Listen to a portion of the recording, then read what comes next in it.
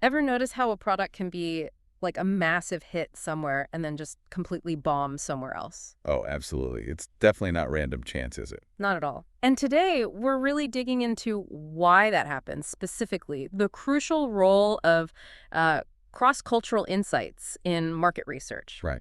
It's kind of the secret sauce, you could say, that helps global companies figure out all these different cultural landscapes. Helping them thrive or, avoid stumbling badly when they go international. Exactly. It's like having a cultural compass. We're going way beyond just basic demographics here. Yeah, we need to explore those underlying behaviors, preferences, the expectations that really drive consumer choices all over the world. Mm-hmm.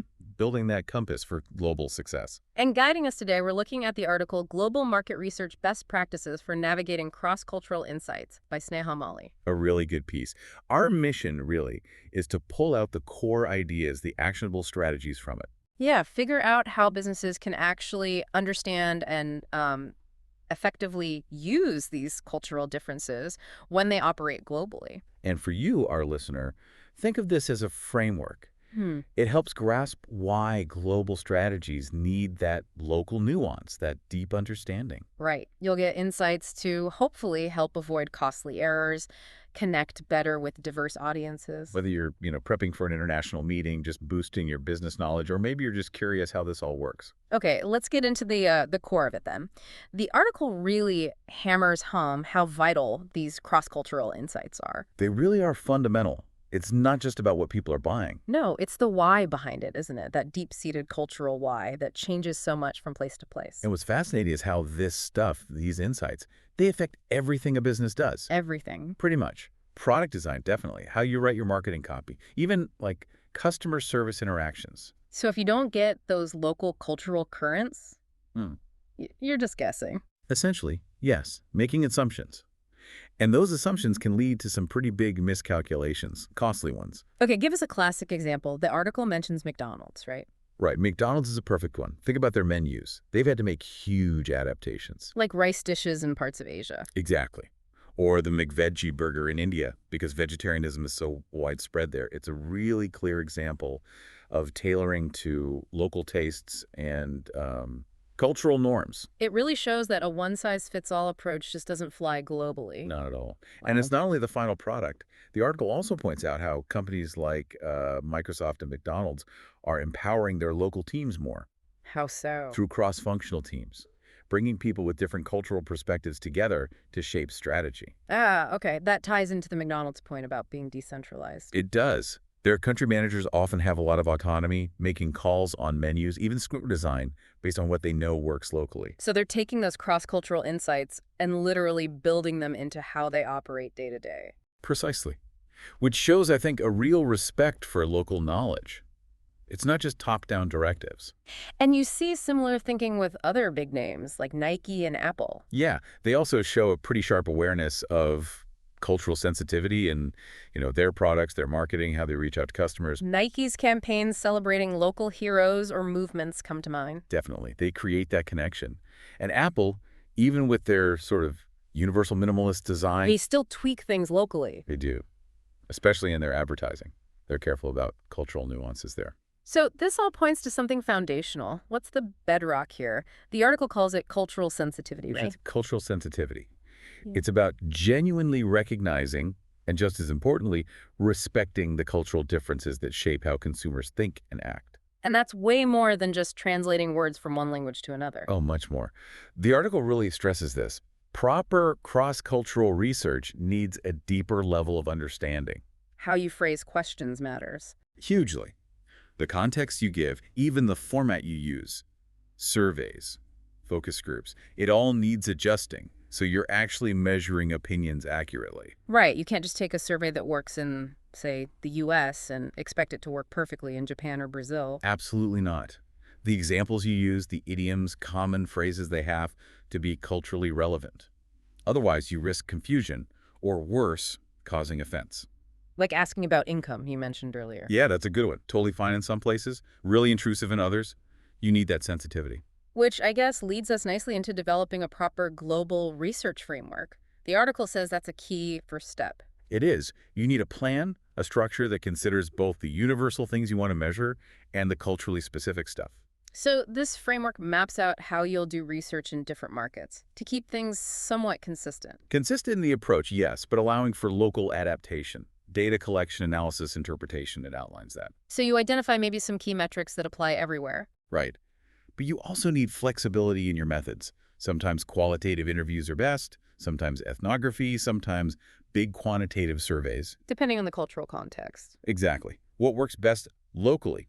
A good framework lets you compare insights across markets while still being relevant on the ground. It gives you that balance, right? Yeah. Global strategy, local effectiveness. That's the goal, finding that balance. Okay, so we know why it's important. We know about sensitivity, the framework. Let's get practical. What are the best practices the article suggests? First up is engaging local experts. Seems obvious, but it's critical. Absolutely indispensable. These experts, they just get the local nuances. Things an outsider might completely miss. Totally. Social dynamics, consumer preferences, potential pitfalls, things that can really impact your business. And they help with the research design itself, like wording questions. Yes, precisely. Avoiding those cultural missteps in how you ask things or how people might perceive certain product features. And navigating those tricky subjects we talked about, like income. Absolutely. They can advise on the most appropriate way to ask, or if you should even ask at all. Their input there is invaluable. Okay, practice number 2. Adapting research methods to the local context. Makes sense. What works here might not work there. Exactly. You can't assume methods are universally effective. Cultural variables change things. Like how you conduct an interview. Yeah, or even the format of a survey. What's straightforward in the West might feel blunt or awkward elsewhere. The whole tone, the format, the medium, it all needs to align locally. The article had examples, right? Face-to-face being more important in some cultures. It did. In cultures where personal relationships are key, interviews or focus groups might yield much richer data than, say, an anonymous online survey. But elsewhere. Elsewhere, maybe in very tech-savvy places, digital surveys or mobile apps could be the best way to get representative data. It's about fitting the method to the culture. Got it. Then there's language, being sensitive to language differences. Hugely critical. The article emphasizes this strongly. Small translation mistakes, tiny misinterpretations, They can completely mess up your results. completely skew them. It's not just literal translation either. The language in everything, surveys, ads, all comms, needs to feel right culturally and mean what you intend it to mean. Because a harmless word here could be negative somewhere else. Exactly. Which is why you need more than just a dictionary. You need professional translators, yes, but also native speakers who understand the idioms, the slang, the cultural references, Going beyond just the words on the page. way beyond. And practically, things like offering surveys in local languages or having fluent local interviewers that improves data quality immensely. Fewer drop-offs, fewer misunderstandings. Okay, next. Understanding local economic and social conditions. Culture isn't separate from that, is it? Not at all. They're deeply intertwined. You have to understand the economic backdrop, people's purchasing power, the social situation to really interpret your market research accurately. So a fancy product, popular in a rich country. Might be a total non-starter in an emerging market where affordability is the main driver. That seems obvious, but it's crucial context. And it's not just affordability, right? The article mentions other things. Yeah, like infrastructure issues limiting product availability. Yeah. Or social norms, or even political unrest impacting consumer confidence and behavior. Like people getting more conservative in tense times. Potentially, yeah. Understanding those external factors helps explain why people buy what they buy or don't buy. Okay, finally, the article talks about using data and technology. This feels like a newer angle. It is, and it's transforming things. AI, machine learning, big data analytics, these tools open up huge possibilities for cross-cultural research. How so? Seeing patterns we couldn't see before. Exactly. Identifying trends across cultures that traditional methods might miss. Plus, technology helps manage language barriers. Through better translation tools, sentiment analysis. Yes, things like that. Imagine AI tools analyzing social media chatter in multiple languages to gauge public opinion. Or machine learning predicting trends based on regional data. Precisely. Allowing for much more targeted, tailored offerings. And of course, online platforms just make it easier to reach global audiences for feedback without massive travel budgets. Giving you a much fuller picture of cross-cultural preferences. A much richer, more nuanced picture, hopefully. Okay, let's wrap this up. What's the big takeaway here for you, the listener? I mean, it seems clear that understanding culture isn't just nice to have. No, it's fundamental. It's Yeah. absolutely foundational for any kind of global engagement. Everything from adapting menus to shaping ad campaigns to choosing research methods It all comes back to that cultural sensitivity, driving informed decisions. and helping you avoid those really expensive, embarrassing mistakes. Think back to that McDonald's example seems simple, changing a burger, but it shows a deep understanding of local values. Or how just one wrong phrase, something that seems neutral to you, could land completely wrong in another culture.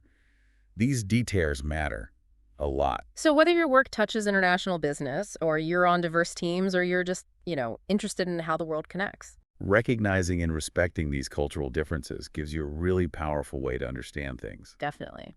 Now, we've only really scratched the surface here. for sure.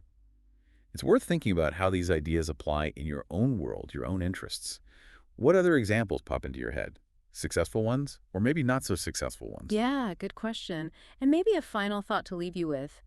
In this super interconnected world we live in, can you really have true globalization without deep localization? Hmm. What's that perfect balance between having a strong global brand and making those genuine local connections? It's the big question, isn't it?